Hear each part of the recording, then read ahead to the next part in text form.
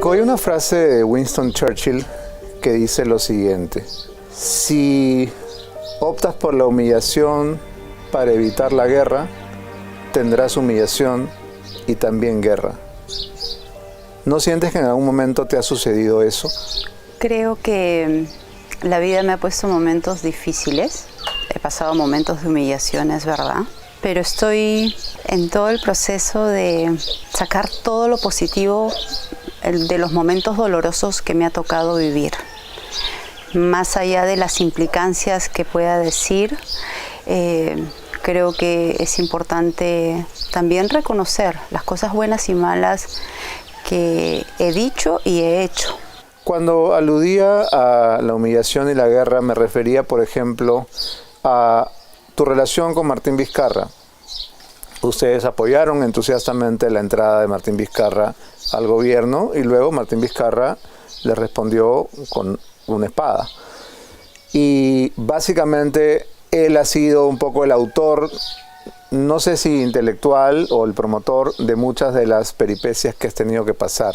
¿Por qué en el momento en el cual podías mostrarte firme ante Vizcarra, como por ejemplo en el momento de la votación por la vacancia, preferiste perdonarlo o apoyarlo a quien había sido tu cuchillo? Cuando se inició el primer proceso de vacancia de Martín Vizcarra, me pronuncié abiertamente en contra de ese proceso, porque creo que al Perú le hace daño actuar con el hígado o con ánimos vengativos. Para mí, y lo sigo sosteniendo, en ese momento no había evidencia para sustentar ese pedido de vacancia. Estamos hablando del primer pedido. Del primer pedido. Uh-huh. Si yo me hubiese dejado llevar efectivamente por todo lo que ya se había escuchado, ¿no? Para mí hubiese sido incorrecto. Yo no voy a actuar con nadie de una manera vengativa. Estoy siempre tratando de ver desapasionadamente las cosas y actuar con la cabeza, pero también con el corazón. Ya para el segundo proceso había muchas más denuncias, indicios de colaboradores eficaces, semana a semana se iban conociendo más y creo que toda esa carga de la prueba generó el espacio, bueno, y la votación tan contundente, ¿no? de 105 congresistas que votaron a favor de la vacancia. Quisiera que nos hables de la relación que se establece con Martín Vizcarra cuando él desde Canadá comienza a tejer sus redes para preparar su regreso al Perú y su entrada triunfal a Palacio de Gobierno. Hubo una primera reunión en casa de Rolando de Sousa. Esa primera reunión tuvo como protagonistas a Martín Vizcarra y a Pepe Klimper. ¿Cuántas reuniones propiciaste o permitiste con Martín Vizcarra y con qué objeto? De la reunión de Pepe Klimper, sí, yo lo supe. Fue una reunión cordial. ¿Lo supiste o lo propiciaste? No, lo supe.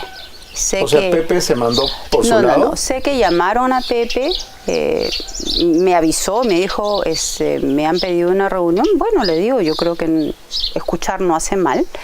Así es que él asistió y así lo ha contado Pepe cuando se le ha preguntado en algún medio de comunicación. En mi caso, yo he tenido 2 reuniones, como ya lo he dicho públicamente, con el señor Vizcarra, después que él fue, digamos, ya elegido como presidente de la República. Por eso quería que veamos la correlación, para ver qué fue primero y qué fue después. Sí. De las otras reuniones, yo creo que fue promovido sobre todo por el señor César Villanueva. De las otras no podría confirmarte, no las conozco, no tengo los detalles. Pero en todo caso, si Pedro Pablo Kuczynski seguía siendo el presidente del Perú y el vicepresidente está fuera maquinando cómo regresar, ¿reunirse con el segundo no es de alguna manera una conspiración? No, porque de la conversación que yo he tenido con Pepe Klimper en ese entonces, Fue una reunión cordial, no fue, digamos, una planificación, ni tampoco el señor Vizcarra en ese entonces mostró un interés por la vacancia, ¿no? ¿Cuáles eran los temas? Yo creo que se estaba hablando en ese entonces de los temas económicos, de la preocupación de la crisis política. ¿Las reuniones coincidieron con el Mundial de Fútbol, aprox? Creo que no. ¿No? Creo que fue antes. Antes. Sí. Eso fue, entiendo que entre el mes de enero y febrero, entre la primera intento de vacancia y el segundo que no se llegó a dar porque finalmente el señor Kuczynski renunció, ¿no? Es evidente que el fujimorismo se entusiasmó con la llegada de Vizcarra porque la entrada de Martín Vizcarra a su juramentación en el Congreso fue en olor de multitud y quienes más ovacionaban era la bancada de Fuerza Popular. ¿Realmente creíste que se podía confiar en Martín Vizcarra? Teníamos esperanza. ¿En qué momento se extinguió esa esperanza en Vizcarra? Creo que cuando da uno de sus primeros mensajes de absoluta confrontación al Congreso, ¿no? Es él quien inicia estos procesos de choque contra las diferentes bancadas. Has vuelto a poner en el centro del debate político el tema del indulto, diciendo exactamente lo contrario que dijiste en la campaña anterior. Ahora has anunciado casi como apertura de campaña que de llegar al poder indultarás a tu padre. Y con toda razón, tus votantes y también tus no votantes se preguntan por qué solamente habla del tema en las campañas. ¿Por qué Keiko no la vemos militando por o contra el indulto cuando no está en juego su elección? Yo he cambiado en los últimos meses después de lo que me ha tocado vivir.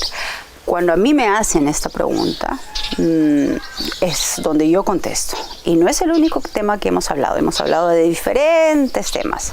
¿Qué no apareció en la edición? Dentro de los más importantes del plan de gobierno, ¿no? Plan de rescate 2021. Ok, pero en todo caso, ¿eres consciente de que este es un tema que polariza y que de algún modo se vuelve otra vez el eje de tu campaña?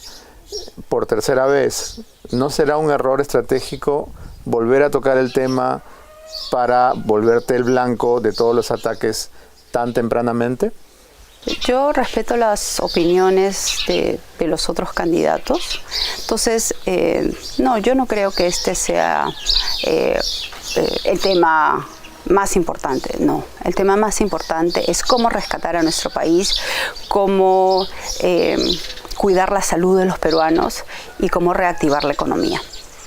¿Cuánto de arrepentimiento o remordimiento o culpa hay en tu decisión de querer indultar a tu padre ahora sí, luego de que tú misma has tenido que sufrir carcelería? El haber estado presa lo que ha hecho es acercarme mucho a mi familia, es acercarme a Dios, es haber podido reflexionar sobre las cosas que he dicho, he hecho, lo que me falta por hacer, y el ver la vida con una actitud más positiva, con profunda gratitud de poder abrazar a mis hijas cada noche. En eso creo que he cambiado. Y en esas noches de prisión que seguramente serán largas, especialmente porque te ha tocado pasar una pandemia estando presa, ¿qué errores has identificado en tu conducta y que estás dispuesta a no repetir? Sí, yo creo que nos enfocamos desde Fuerza Popular mucho en la confrontación y eso impidió que se puedan hacer mucho más de reformas de las que se tenían planificadas. Otro error concreto, pienso yo, que ocurrió cuando el señor Zavala hizo una cuestión de confianza.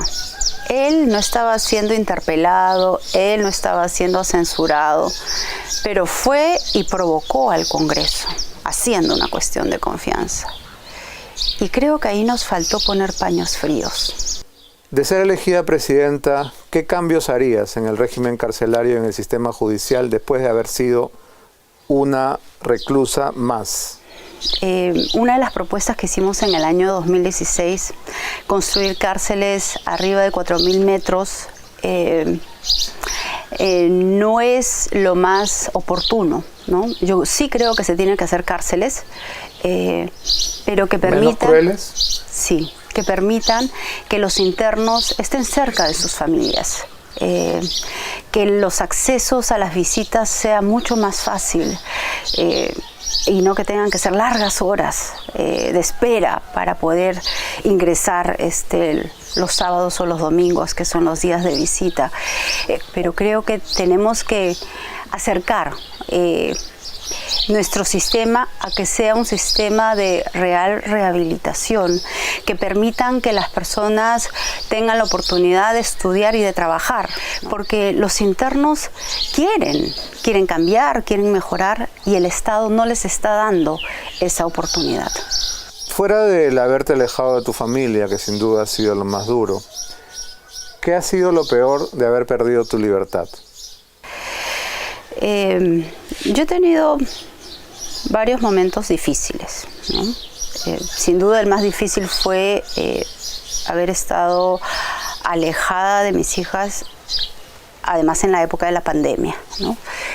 Yo las llamaba y escuchaba la voz de angustia de ellas. Otro momento muy doloroso para mí fue cuando se perdió la apelación. Tenía la esperanza, ¿no?, de que en esa primera etapa pudiéramos salir en libertad. Pero en esos momentos tan difíciles, Beto, en que pude encontrar luces de esperanza. Se me acercó una compañera y al verme tan golpeada, me dijo: señora Keiko, ¿la puedo abrazar?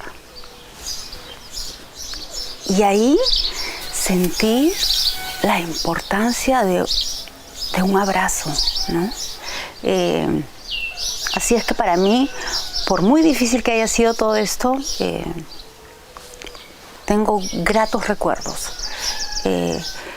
Has estado más de un año presa y uno se pregunta, si tú tienes una carrera en una universidad norteamericana, si tienes un esposo norteamericano y unas hijas con también nacionalidad americana, tú podrías perfectamente agarrar tus maletas e irte a vivir a Estados Unidos y quizás enseñar en una universidad como ex candidata y como ex congresista peruana.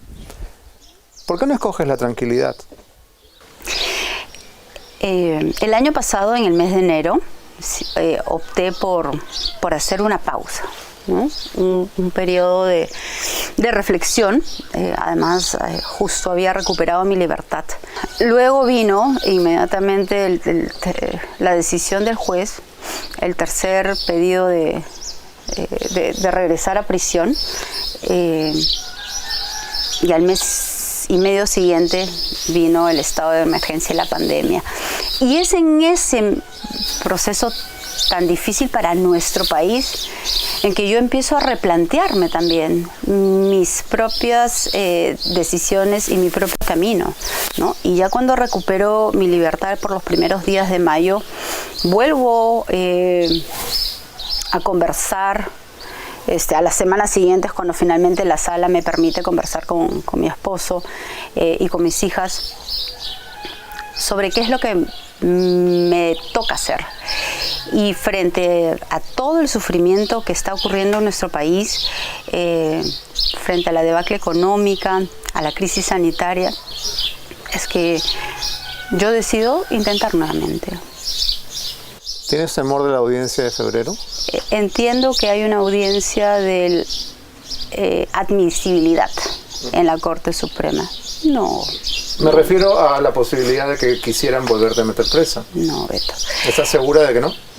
Justo ayer algunos periodistas mencionaban si es que yo confío en la justicia de nuestro país. Y sí, yo confío. Y creo que mi vida, mi trayectoria y mi forma de lidiar con las investigaciones y con la justicia pueden dar fe de mi confianza en la justicia de nuestro país. En el año pasado, cuando se estaba leyendo la resolución del juez Zúñiga, yo ya sabía que me iban a privar de mi libertad. Fui a entregarme, Beto. ¿Okay? Porque luego finalmente, por tercera vez, la prisión fue corregida, ¿no? Y fue revocada.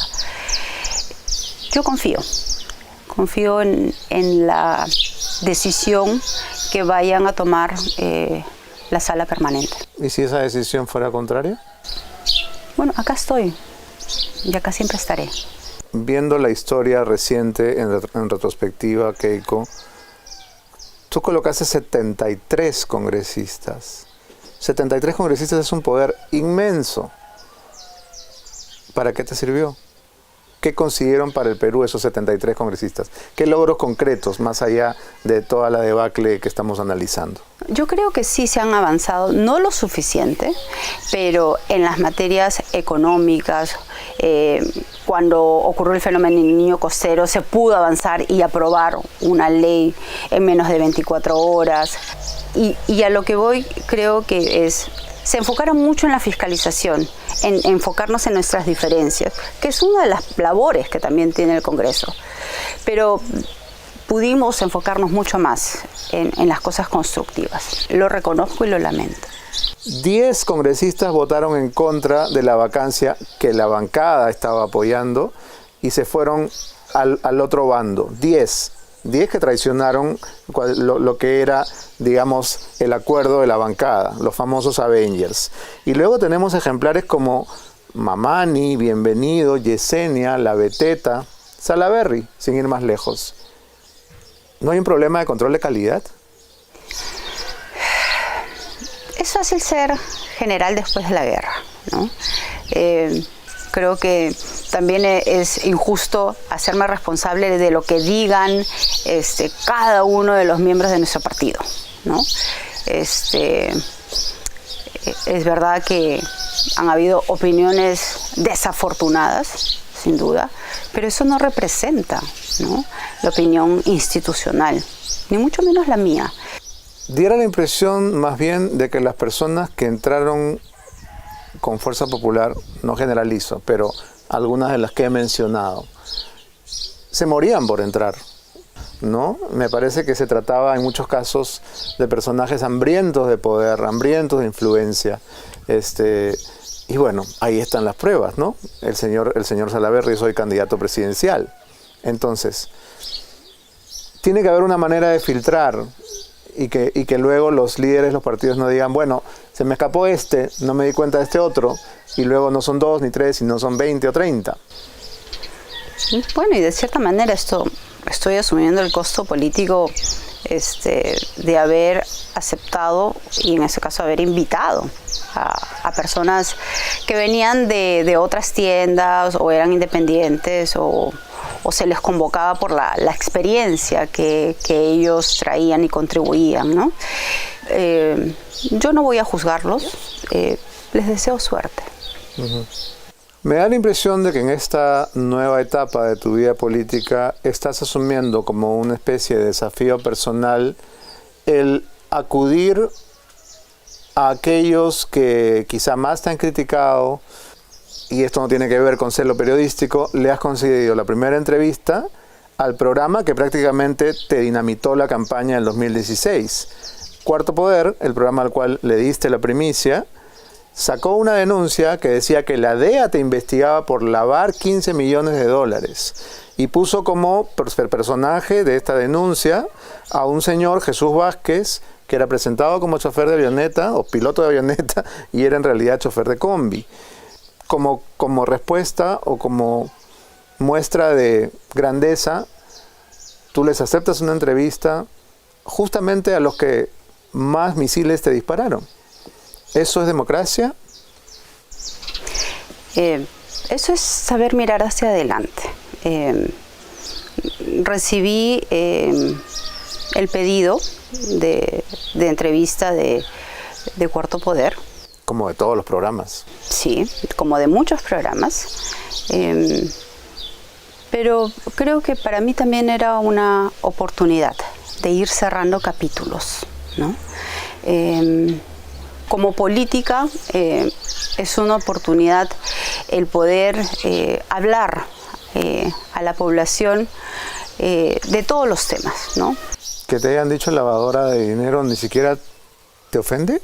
No, por supuesto que me ofendió. ¿Ha habido una disculpa? Yo no voy a hablar de, digamos, de las relaciones personales, pero sí fue muy mortificante. Y además te destruyó la campaña. Sí, y ha habido un proceso de investigación y dentro de este proceso los audios que ha entregado el supuesto piloto realmente pues es una burla, ¿no? Todo lo que se dijo anteriormente. Pero es interesante porque hasta Univisión entró en la colada, ¿no? Un periodista de Univisión, y hubo una especie de juego en pared para hacerlo esto internacional y presentarte como una lavadora de dinero en narcotráfico. Por eso te digo, me impresiona que tú simplemente perdones todo, te has vuelto el Dalai Lama. Creo que para mí es importante, como te digo, cerrar capítulos que han sido muy dolorosos. Todo eso ha sido parte de una campaña, que toda esa parte fue muy lamentable. ¿Una campaña sucia? Sucia, cargada de insultos. ¿De ambos lados? Más por el otro lado, pero bueno, he aprendido también de eso, ¿no? Se cometieron también errores de parte nuestra, pero aquí estamos. ¿No has sentido a veces que tú intentas algo con tenacidad, con disciplina, y la vida, el universo, la realidad te dicen no, lo vuelves a intentar y te vuelven a decir no, y lo vuelves a intentar, y entonces no hay un momento en el que uno debe decir, esto no es para mí? Tal vez estoy dándome cabezazos contra la roca. A pesar de que soy gordita, he hecho triatlón, ¿no? Cuando todos mis amigos se burlaban. La primera vez llegué a la justa, ¿no? Pero seguí intentando y en la segunda competencia me fue mucho mejor. Y yo creo que la vida se trata de eso, de la perseverancia, de seguir intentando, de seguir aprendiendo. Pero también de admitir nuestras limitaciones. Por supuesto. No podemos ser buenos en todo. Por supuesto. Y yo creo que desde la política lo que estamos haciendo es construyendo un partido. ¿Tú crees que realmente estás en segundo puesto en las encuestas después de Forsyth? ¿Crees en esa fotografía del momento? Yo prefiero no pensar en el tema de las encuestas y seguir trabajando, más allá del lugar, del porcentaje. Diera la sensación de que muchos quisieran a Keiko como adversaria de segunda vuelta, ¿no? Porque parece que la segunda vuelta se trae mala suerte. Entonces, ¿no será que realmente los morados o Forsyth o quien fuere está, digamos, de algún modo hinchando para que pases a segunda vuelta porque de todas maneras te ganan? Bueno, yo prefiero no entrar en ese campo de la especulación, Beto, pero es estrategia política, ¿no? No es especulación. Sí, bueno, no sé qué cosa aspirarán los demás, pero lo que sí te digo, Beto, es que yo me siento muy honrada de ser la primera mujer que ha llegado en 2 oportunidades a segundas vueltas. Ya para mí eso ha sido un gran logro. Eres la única persona que tiene un movimiento negativo, es decir, hay un movimiento no a Keiko, no hay un movimiento no a PPK o no a Guzmán o no a Forsyth, pero hay un movimiento no a Keiko. ¿Cuánto te afecta esto? Si es que te afecta. No, yo creo que si existe un movimiento en contra es también porque existe un movimiento fuerte, ¿no? Si no, no existiría un movimiento en contra. Si yo no estuviera en política, simplemente este grupo no existiría, ¿no? Algunos de tus colaboradores o ex colaboradores me han ayudado con algunas preguntas que les he pedido. Es algo que siempre hago cuando hago entrevistas. Te voy a leer una pregunta de una persona que es cercana a ti y que ha estado cerca de tu familia. Dice lo siguiente: Anoche le preguntaron a Galarreta por qué se opuso al indulto de su padre, se trajo abajo a PPK y a Kenji y hoy cambia radicalmente. Creo que la clave está en lo que significó para ella el retorno de su padre a la cárcel y su propio ingreso al penal. Como sabemos, por su trabajo social, la vida, la forma de ser de la persona muchas veces cambia. En sus respuestas estará si lucha sinceramente por la libertad de su padre o es mera estrategia política. No es una estrategia política, es una decisión, como te digo, que yo la he ido evaluando. La experiencia de haber estado injustamente en prisión sí me ha llevado a acercarme mucho a mi familia. Pero todavía no has logrado amistarte con todos. Es verdad, todavía me falta cerrar un capítulo con Kenji. ¿Por qué es tan difícil? Él me fue a visitar primero a la prefectura y ya luego al penal. Tuvimos un encuentro emotivo, franco, sincero. Pero creo que cada uno tiene sus tiempos, ¿no? Y sus plazos. Las conversaciones que yo he podido tener con mi padre y el perdonarnos, todo esto ha sido privado. Y yo espero que en su momento con Kenji yo también pueda tener ese espacio. Todos tenemos la sensación de que la discordia con Kenji tiene que ver con la formación del grupo de los Avengers, que eran disidentes de Fuerza Popular, la votación a favor de PPK, pero haciendo memoria, es anterior a ese hecho histórico. Tus diferencias con Kenji son más antiguas, ¿verdad? No voy a hablar de mis diferencias y mis discrepancias con los miembros de mi familia. Muy bien. Hablemos entonces de los temas que han ocupado a la prensa en los últimos días. Se generó una enorme polémica por la confesión del congresista Daniel Olivares, diciéndonos que llevaba 20 años consumiendo marihuana cotidianamente. ¿Cuál es tu posición sobre el consumo de la droga en general y de la marihuana en particular? Yo creo que cada persona tiene derecho a hacer con su vida lo que quiera, ¿no?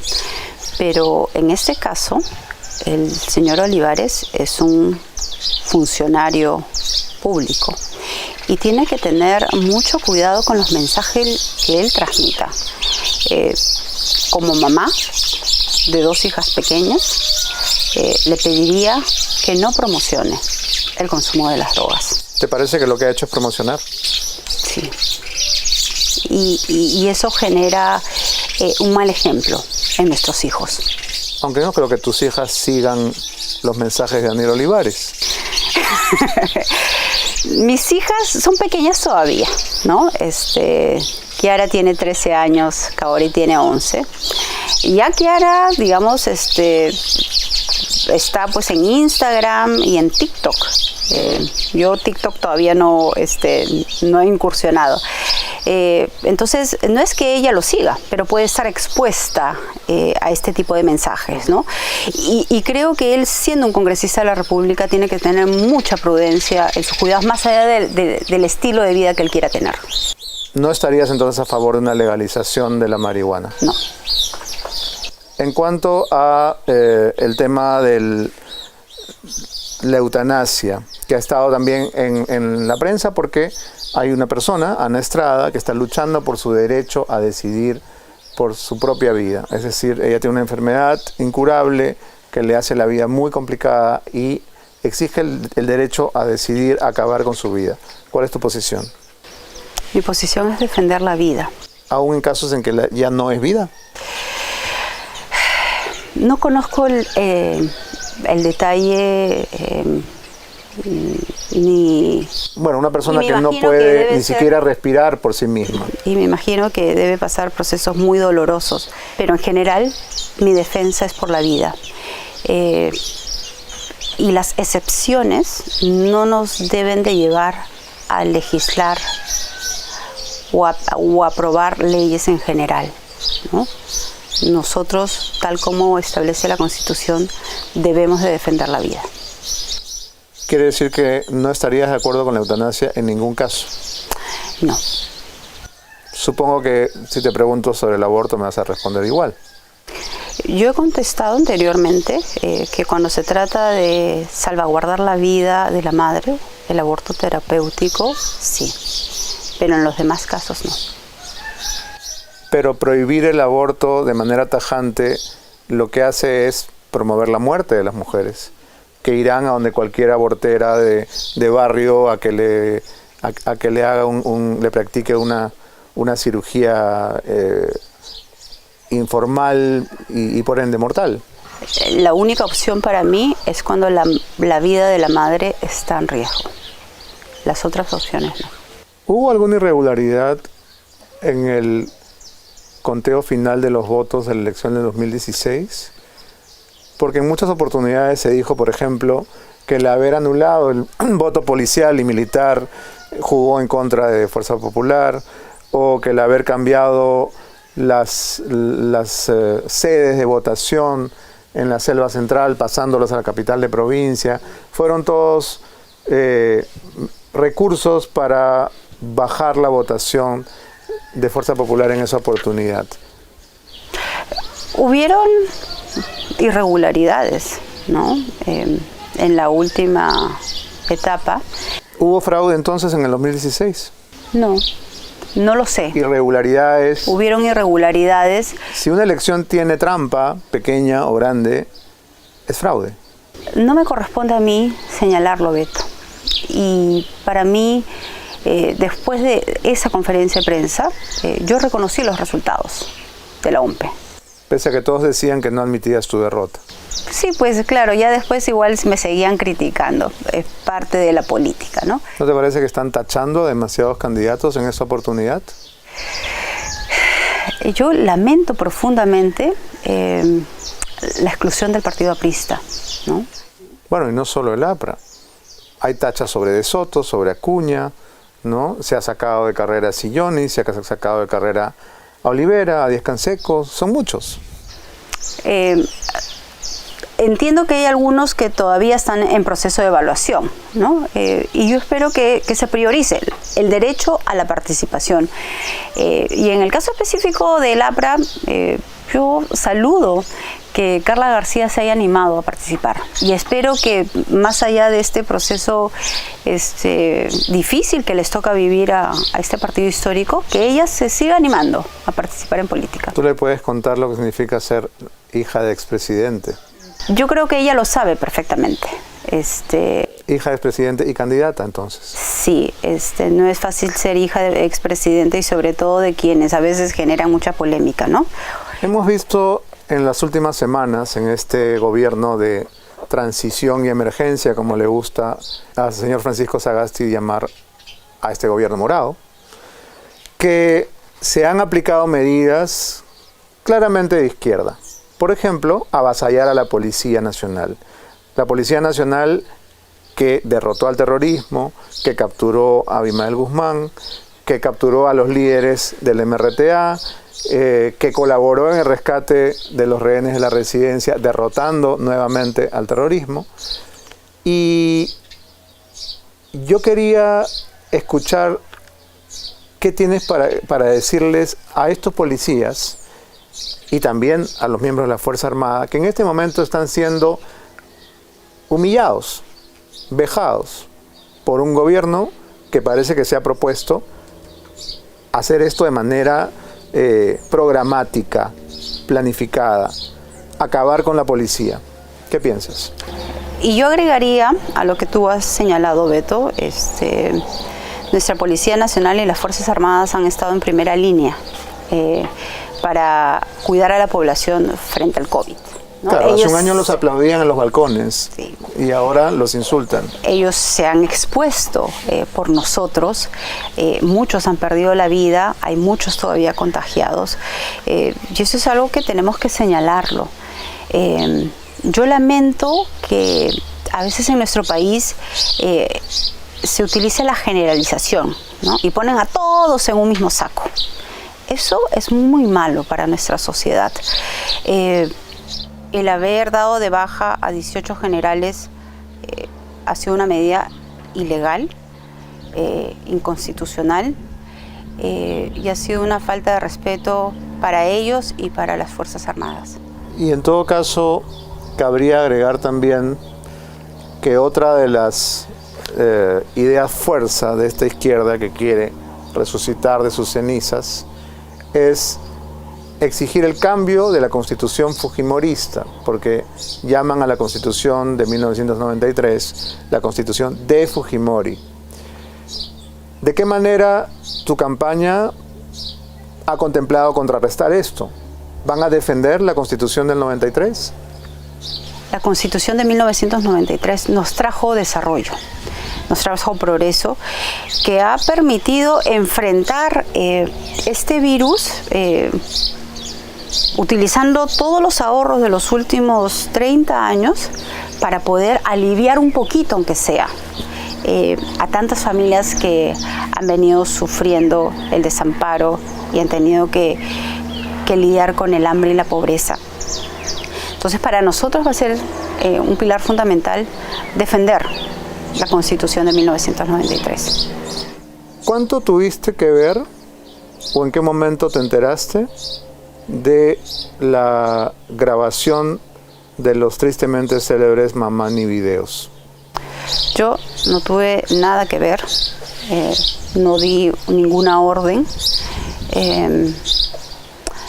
pero no voy a hablar de este tema, Beto, sobre todo porque mi hermano Kenji está pasando un proceso judicial. ¿Y porque el señor Mamani ha muerto? También. Pero sobre todo porque hay un proceso judicial pendiente. Estoy segura que Kenji va a salir bien librado. Hay una vieja manera de hacer política que se resiste a cambiar, que seguimos grabando subrepticiamente, que seguimos asistiendo a negociaciones, a pactos oscuros. ¿Cómo vas a terminar con eso en un eventual gobierno tuyo? Yo creo que hoy la tecnología hace que este tipo de situaciones de grabaciones se den en cualquier lado, ¿no? Hoy los celulares permiten grabar en cualquier momento. Lo importante es actuar bien y actuar correctamente.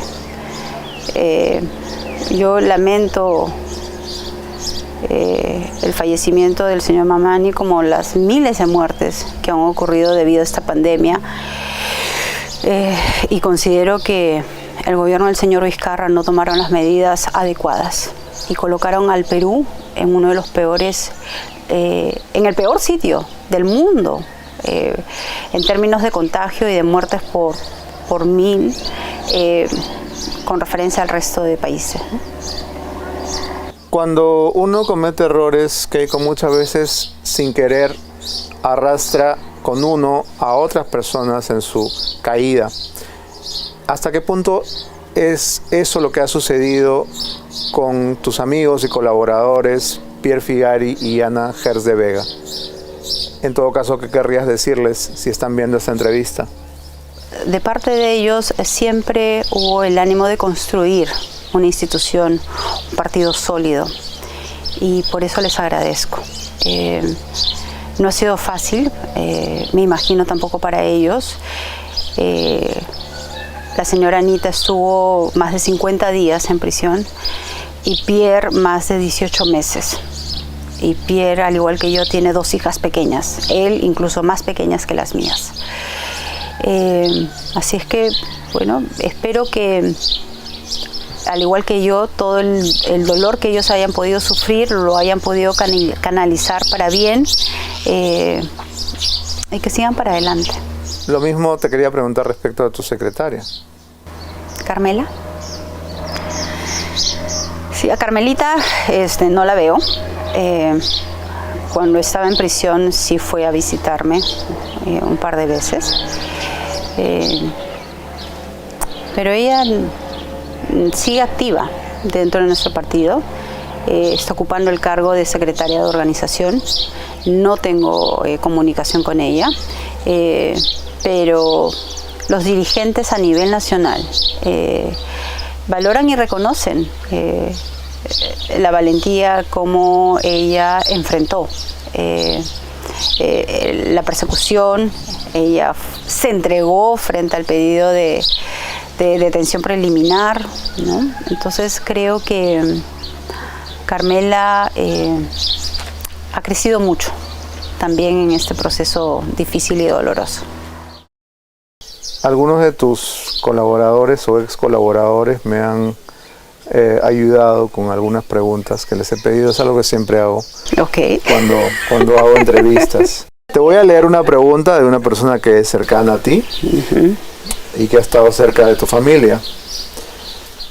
Dice lo siguiente: anoche le preguntaron a Galarreta por qué se opuso al indulto de su padre, se trajo abajo a PPK y a Kenji y hoy cambia radicalmente.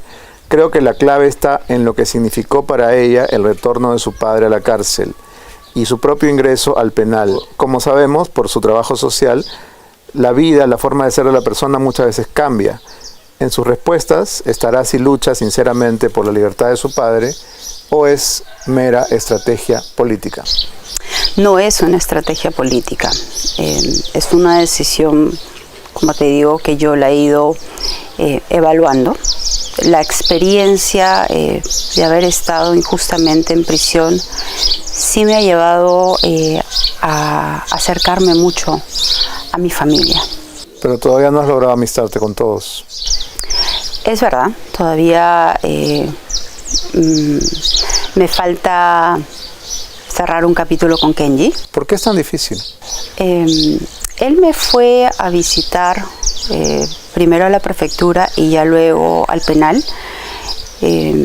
Tuvimos un encuentro emotivo, franco, sincero, pero creo que cada uno tiene sus tiempos, ¿no?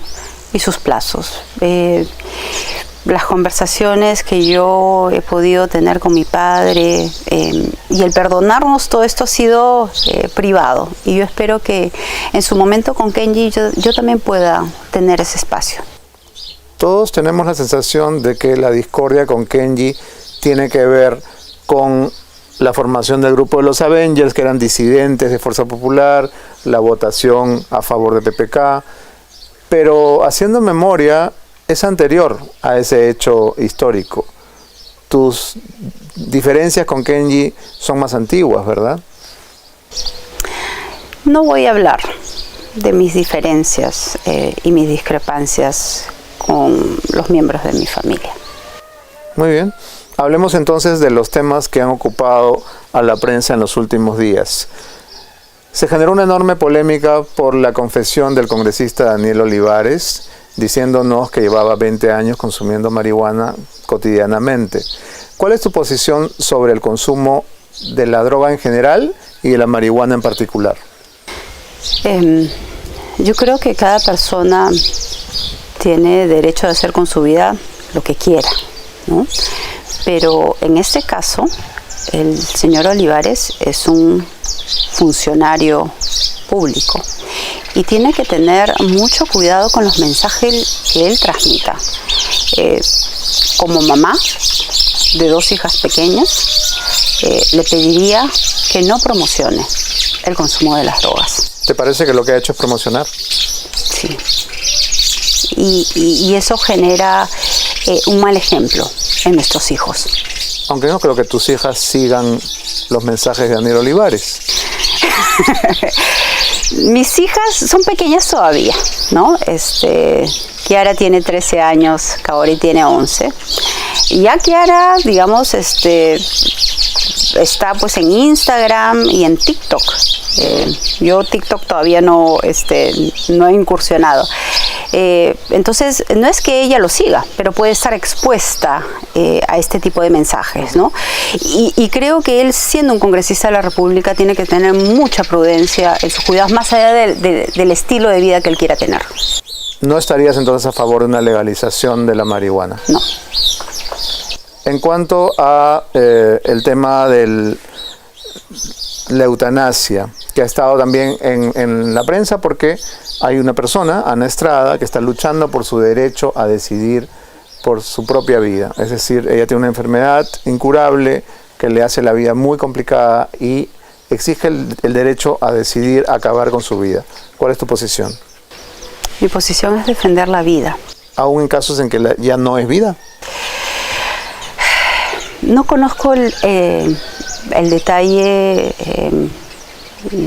ni... Bueno, una persona me que no imagino que puede debe ni ser- siquiera respirar por sí misma. Y me imagino que debe pasar procesos muy dolorosos, pero en general mi defensa es por la vida.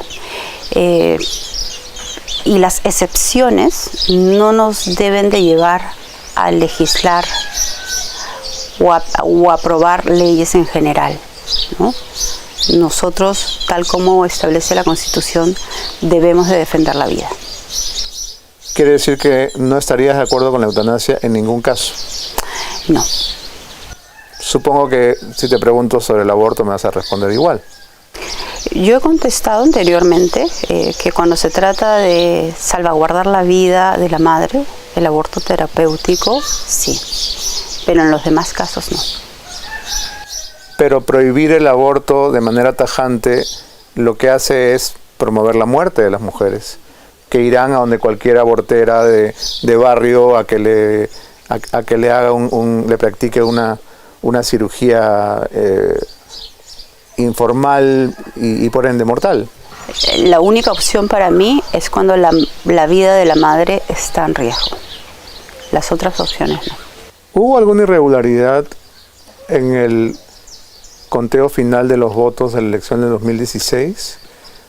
Porque en muchas oportunidades se dijo, por ejemplo, que el haber anulado el voto policial y militar jugó en contra de Fuerza Popular, o que el haber cambiado las sedes de votación en la selva central, pasándolos a la capital de provincia, fueron todos recursos para bajar la votación de Fuerza Popular en esa oportunidad.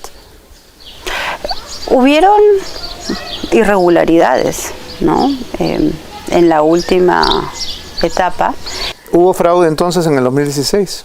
No lo sé. Irregularidades. Hubieron irregularidades. Si una elección tiene trampa, pequeña o grande, es fraude.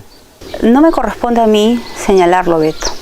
Y para mí, después de esa conferencia de prensa, yo reconocí los resultados de la OMPE. Pese a que todos decían que no admitías tu derrota. Sí, pues claro, ya después igual me seguían criticando. Es parte de la política, ¿no? ¿No te parece que están tachando a demasiados candidatos en esta oportunidad? Yo lamento profundamente la exclusión del partido aprista, ¿no? Bueno, y no solo el APRA. Hay tachas sobre De Soto, sobre Acuña, ¿no? Se ha sacado de carrera a Silloni, se ha sacado de carrera a Olivera, a Díaz Canseco, son muchos.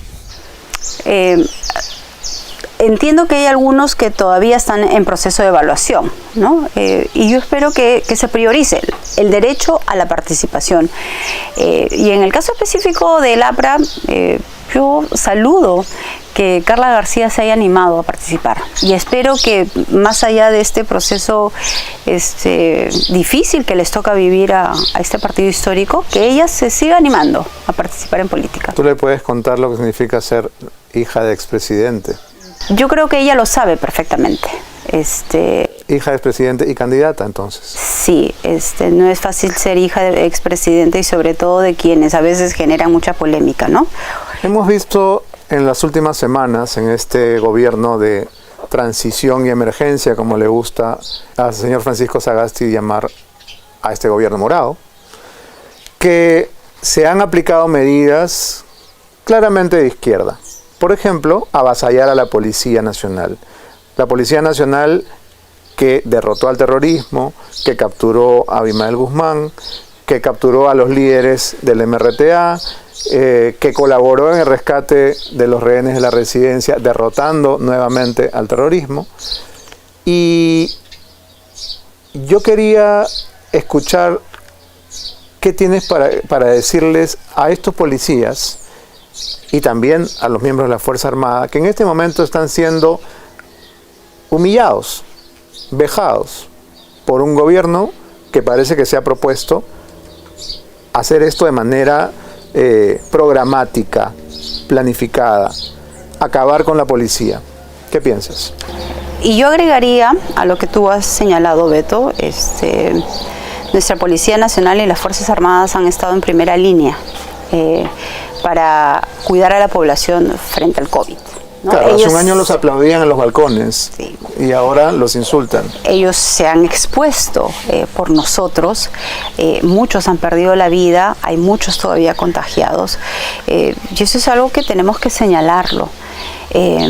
Yo lamento que a veces en nuestro país se utiliza la generalización, ¿no? Y ponen a todos en un mismo saco. Eso es muy malo para nuestra sociedad.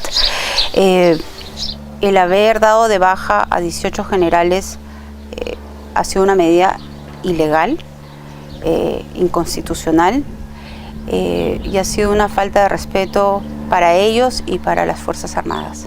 Y en todo caso, cabría agregar también que otra de las ideas fuerza de esta izquierda que quiere resucitar de sus cenizas es exigir el cambio de la constitución fujimorista, porque llaman a la constitución de 1993 la constitución de Fujimori. ¿De qué manera tu campaña ha contemplado contrarrestar esto? ¿Van a defender la constitución del 93? La constitución de 1993 nos trajo desarrollo, nos trajo progreso, que ha permitido enfrentar este virus utilizando todos los ahorros de los últimos 30 años para poder aliviar un poquito, aunque sea, a tantas familias que han venido sufriendo el desamparo y han tenido que lidiar con el hambre y la pobreza. Entonces, para nosotros va a ser un pilar fundamental defender la Constitución de 1993. ¿Cuánto tuviste que ver o en qué momento te enteraste de la grabación de los tristemente célebres Mamani videos? Yo no tuve nada que ver, no di ninguna orden. Pero no voy a hablar de este tema, Beto, sobre todo porque mi hermano Kenji está pasando un proceso judicial. ¿Y porque el señor Mamani ha muerto? También. Pero sobre todo porque hay un proceso judicial pendiente. Estoy segura que Kenji va a salir bien librado. Hay una vieja manera de hacer política que se resiste a cambiar, que seguimos grabando subrepticiamente, que seguimos asistiendo a negociaciones, a pactos oscuros. ¿Cómo vas a terminar con eso en un eventual gobierno tuyo? Yo creo que hoy la tecnología hace que este tipo de situaciones, de grabaciones, se den en cualquier lado, ¿no? Hoy los celulares permiten grabar en cualquier momento. Lo importante es actuar bien y actuar correctamente. Yo lamento el fallecimiento del señor Mamani, como las miles de muertes que han ocurrido debido a esta pandemia, y considero que el gobierno del señor Vizcarra no tomaron las medidas adecuadas y colocaron al Perú en uno de los peores, en el peor sitio del mundo, en términos de contagio y de muertes por 1000, con referencia al resto de países. Cuando uno comete errores, Keiko, muchas veces sin querer arrastra con uno a otras personas en su caída. ¿Hasta qué punto es eso lo que ha sucedido con tus amigos y colaboradores Pierre Figari y Ana Gers de Vega? En todo caso, ¿qué querrías decirles si están viendo esta entrevista? De parte de ellos siempre hubo el ánimo de construir una institución, un partido sólido, y por eso les agradezco. No ha sido fácil, me imagino tampoco para ellos. La señora Anita estuvo más de 50 días en prisión y Pierre más de 18 meses. Y Pierre, al igual que yo, tiene 2 hijas pequeñas, él incluso más pequeñas que las mías. Así es que, bueno, espero que al igual que yo, todo el dolor que ellos hayan podido sufrir, lo hayan podido canalizar para bien, y que sigan para adelante. Lo mismo te quería preguntar respecto a tu secretaria. ¿Carmela? Sí, a Carmelita no la veo. Cuando estaba en prisión sí fue a visitarme un par de veces. Pero ella sigue activa dentro de nuestro partido. Está ocupando el cargo de secretaria de organización. No tengo comunicación con ella, pero los dirigentes a nivel nacional valoran y reconocen la valentía como ella enfrentó la persecución. Ella se entregó frente al pedido de detención preliminar, ¿no? Entonces creo que Carmela ha crecido mucho también en este proceso difícil y doloroso.